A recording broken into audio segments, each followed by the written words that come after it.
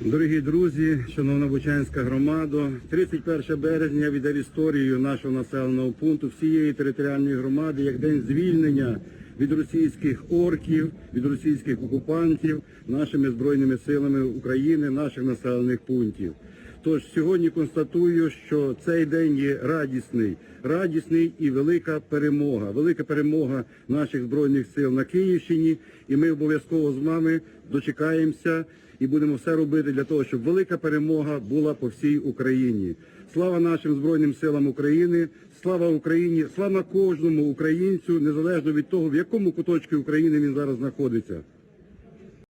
The bodies of at least 20 civilian men shot execution style and left lying amid rubble in the streets of Bucha outside of Kyiv, where a local official told the AFP they've already buried nearly 300 people in a mass grave.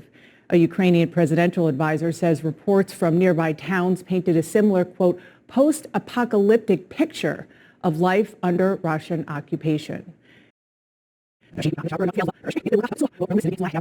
Says reports from nearby towns painted a similar, quote, post-apocalyptic picture of life under Russian occupation.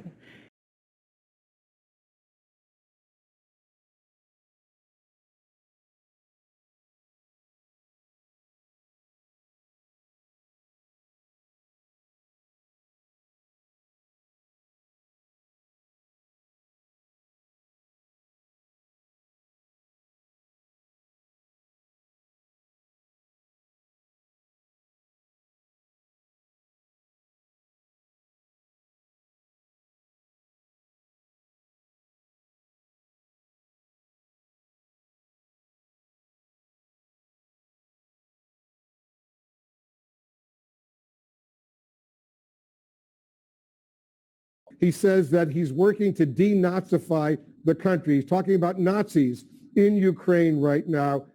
President Zelensky, as you know, he's Jewish. It's patently absurd. There's really no merit. You pointed out that Vladimir Zelensky is Jewish. The Jewish community is embraced. It's central to the country, and there is nothing to this Nazi narrative, fascist narrative. It's fabricated as a pretext. Even the U.S. Holocaust Memorial Museum here in Washington, they condemned Putin for uttering those kinds of words. Lieutenant Colonel Vindman, thanks so much for joining us. I want to have you clear something up for us, and this is these reports about the Azov Battalion that is said to be Nazi-affiliated organization operating as a militia in your country, said to be committing their own atrocities. What should Americans know about that unit, about those reports? So Azov was one of those many battalions. They are what they are. They were defending our country. And later I want to explain to you. Everything from all the components of those volunteer battalions later were incorporated into the military of Ukraine. Those Azov fighters are no longer self-established group. They are a component of the Ukrainian military. Back in 2014, there were situations when our volunteers were encircled, and some of them did violate laws of Ukraine. And they actually were taken to court and got prison sentences. So law is above all.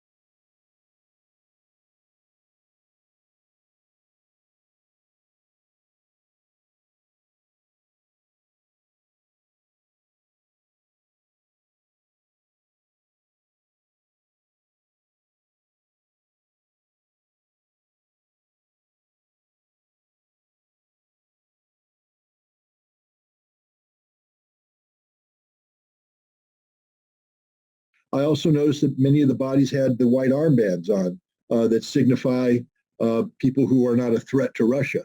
And that the people that didn't have the white armbands had their hands bound behind their backs using the material that looked awfully like armbands that are no longer on their shoulder. So just a first brush, if someone said, okay, what is this scene telling you? The scene is telling me that these are pro-Russian or Russian sympathizers or people who have interacted with Russia, people who have been the benefactors of Russian humanitarian aid, and people who are heading in the direction of Russian troops. And so then you have to say, okay, who killed them? Well, I don't know by looking at that pictures, but if you're pro-Russian or Russian sympathetic, equipped with humanitarian aid provided by Russia, the odds are that the Russians didn't kill them. Now, that's not enough now to jump to the Ukrainian National Police, though. That's just setting the stage, the initial thought.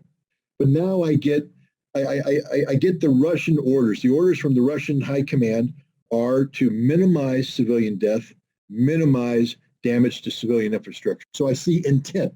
The commander's intent going down to the Russian soldier normally would be translated into actions that reflect that intent.